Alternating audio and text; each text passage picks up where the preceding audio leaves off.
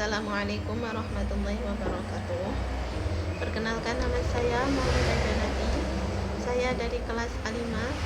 Saya ditugaskan untuk merekam tugas 9 Makbul Ilmu Al-Quran. Baik, kita akan mulai membahas soal. Yang pertama, bagaimana sejarah turunnya Al-Quran dan sejarah kodifikasi.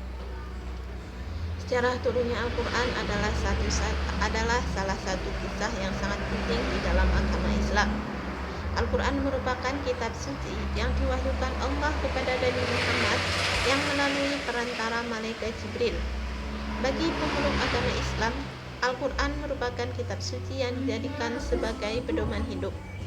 Al-Quran berisi ajaran yang memberikan pedoman tentang segala aspek kehidupan, mulai dari hubungan manusia dengan Allah dan antar manusia. Nah, di sini saya akan menjelaskan tentang proses turunnya Al-Quran. Ada dua proses diturunkannya Al-Quran. Yang pertama, yakni Al-Quran diturunkan secara keseluruhan atau jumlah wahidah.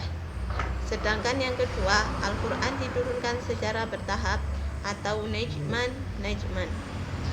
Sebelum diturunkan kepada Nabi Muhammad di bumi, Allah Subhanahu wa Ta'ala terlebih dahulu menurunkan Al-Quran secara menyeluruh di langit dunia, dikumpulkan jadi satu di Baitul Izzah. Kemudian diturunkan secara bertahap, ayat demi ayat diturunkan yang berbeda-beda sesuai dengan kebutuhan. Selama kurang lebih 2 tahun Al-Quran diturunkan kepada Nabi Muhammad melewati perantara malaikat Jibril. Sejarah kodifikasi Al-Quran dibagi menjadi 3 periode, yakni pada periode masa Nabi Muhammad, masa Khalifah Abu Bakar, dan Khalifah Utsman bin Affan. Kodifikasi Al-Quran pada masa Rasulullah. Kodifikasi Al-Quran sudah dimulai sejak zaman Nabi Muhammad masih hidup. Saat itu, kodifikasi dilakukan dengan 2 cara, yakni hafalan dan penulisan. Kodifikasi Al-Quran dengan cara dihafal. Setelah menerima ayat Al-Quran, Nabi Muhammad membacakannya kepada para sahabat. Ayat-ayat yang dibacakan Rasulullah kemudian dihafal dan dipahami serta diamalkan dalam kehidupan sehari-hari. Sahabat yang telah hafal Al-Quran jumlahnya sangat banyak, dan sebagian diantaranya dikirim ke berbagai daerah untuk mengerjakannya, seperti Mus'ab bin Umar dan Abdullah bin Umar Maktum yang dikirim sebagai utusan Rasulullah ke kawasan Madinah sebagai periode hijrah. Dan yang kedua, kodifikasi Al-Quran dengan cara ditulis. Karena kodifikasi dengan cara dihafal sangat rawan dilupakan, penulisan Al-Quran juga telah dimulai pada masa Rasulullah. Hanya saja pada masa ini catatan ayat Al-Quran masih berpisah-pisah pada media yang beraneka ragam. Sahabat ada yang menuliskan di potongan kayu, pelapah kurma, daun lontar, lempengan tulang belikat, batu, dan potongan kertas kuning. Dan yang kedua, kodifikasi Al-Quran pada masa Abu Bakar. Kodifikasi Al-Quran pada masa Abu Bakar ketika Nabi Muhammad wafat pada tahun 632. Ayat Al-Quran telah terpelihara dalam hafalan dan catatan para sahabat. Setelah itu ditindaklanjuti kodifikasi periode kedua pada masa Khalifah Abu Bakar. Salah satu hal yang melatar belakangi kodifikasi Al-Quran pada masa Abu Bakar adalah banyaknya penghafal Al-Quran yang gugur dalam perang Yaman pada tahun 632. Mengetahui hal itu, Umar bin Khattab khawatir akan penuhnya Al-Quran apabila tidak segera dibukukan. Umar bin Khattab menyampaikan kekhawatirannya kepada Khalifah Abu Bakar. Abu Bakar kemudian menindaklanjuti dengan memerintahkan Zaid bin Sabit untuk menghimpun atau menulis Al-Quran dalam satu mushaf. Zaid bin Sabit segera melaksanakannya dengan mengumpulkan ayat-ayat Al-Quran yang tertulis di pelepah kurma, lempengan batu, hingga dari hafalan orang-orang penghafal Al-Quran. Setelah melalui proses yang amat panjang, jadilah mushaf di tangan Abu Bakar, yang kemudian pindah ke tangan Umar bin Khattab, dan setelah itu berpindah tangan ke Hafsah binti Umar. Kodifikasi Al-Quran pada masa Utsman bin Affan dikodifikasikan terakhir dilakukan pada masa Khalifah Utsman bin Affan. Dan yang ketiga atau yang terakhir, kodifikasi Al-Quran yang dilakukan oleh Khalifah Utsman bin Affan. Hal itu terjadi karena Al-Quran yang dilakukan oleh Khalifah Utsman bin Affan dilatar belakangi oleh adanya perbedaan dalam cara membaca serta huruf Al-Quran. Hal itu terjadi karena Islam semakin menyebar ke berbagai penjuru dan setiap daerah terhadap imam pengajar yang saling menyatakan bacaannya yang benar. Perbedaan yang menimbulkan perselisihan itu diketahui oleh Hudzaifah bin Yaman yang turut serta dalam misi penaklukan Armenia dan Azerbaijan. Setelah mendapat laporan dari Hudzaifah bin Yaman, Khalifah Utsman meminjam mushaf yang dibawa oleh Hafsah binti Umar. Utsman kemudian membentuk tim pembukuan Al-Quran yang terdiri dari Zaid bin Sabit, Abdullah bin Zubair, Sa'id bin As, dan Abdurrahman bin Haris bin Hisham. Mereka diminta menduplikasi mushaf yang asli menjadi beberapa mushaf agar tidak terjadi lagi perbedaan dalam cara membaca serta huruf Al-Quran. Mushaf yang selesai ditulis dikenal sebagai mushaf Utsmani dan dikirim ke seluruh pelosok wilayah Islam. Setelah itu, Khalifah Utsman bin Affan memerintahkan agar versi yang lain yang beredar sebelum terbit Al-Quran mushaf Utsmani dibakar, supaya tidak ada perbedaan bagi yang membingungkan dan dapat menimbulkan perpecahan di kalangan umat Islam. Hingga saat ini Al-Quran yang dibaca oleh umat Islam seluruh dunia merupakan Al-Quran dengan mushaf Utsmani. Dan lanjut soal nomor yang kedua. Apa yang dimaksud dengan asbabun nuzul dan berikan contohnya. Asbabun nuzul dari dua kata, yaitu asbab, nuzul, dan nuzul. Asbab artinya karena, sebab, lantaran. Kemudian nuzul mengandung arti turun. Secara bahasa, asbabun nuzul didefinisikan sebagai sebab-sebab yang melatar belakangi terjadinya sesuatu. Istilah ini hanya digunakan untuk sesuatu yang berkaitan dengan sebab-sebab turunnya Al-Quran. Baik, selanjutnya contoh-contoh asbabun nuzul. 1. Contoh asbabun nuzul dalam bentuk peristiwa. Contoh asbabun nuzul dalam bentuk peristiwa yaitu berupa pertengkaran. Peristiwa berupa pertengkaran seperti adanya perselisihan dari suku Aus dan segolongan dari suku Khazraj. Adanya peristiwa tersebut menyebabkan turunnya Al-Quran. Al-Quran surat Al-Imran ayat 100 yang berbunyi, A'udzu billahi minasyaitonir rajim. Bismillahirrahmanirrahim. Ya ayyuhalladzina amanu in tuti'u fariqam minal ladzina utul kitaba yaruddukum ba'da imanikum kafirin. Shadaqallahul azim. Yang artinya, hai orang-orang yang beriman, jika kamu mengikuti sebagian dari orang yang memberi Alkitab, niscaya mereka akan mengembalikan kamu menjadi orang kafir sesudah kamu beriman.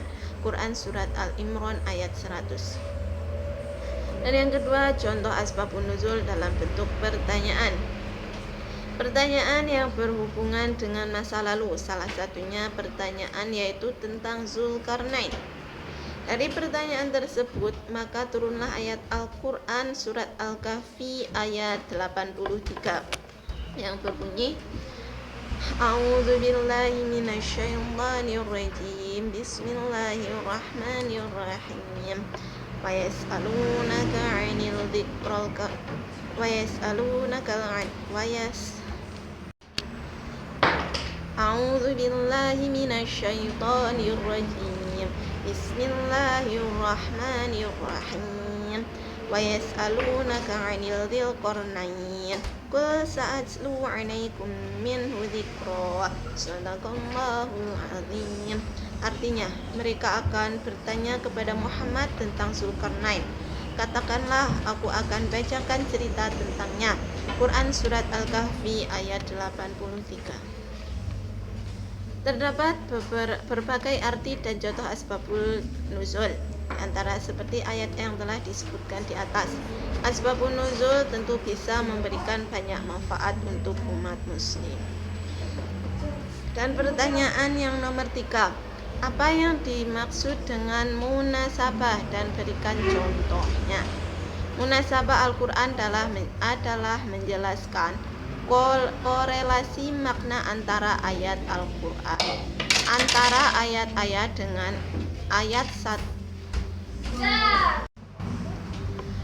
Dan yang ketiga, apa yang dimaksud dengan munasabah yang diberikan contohnya?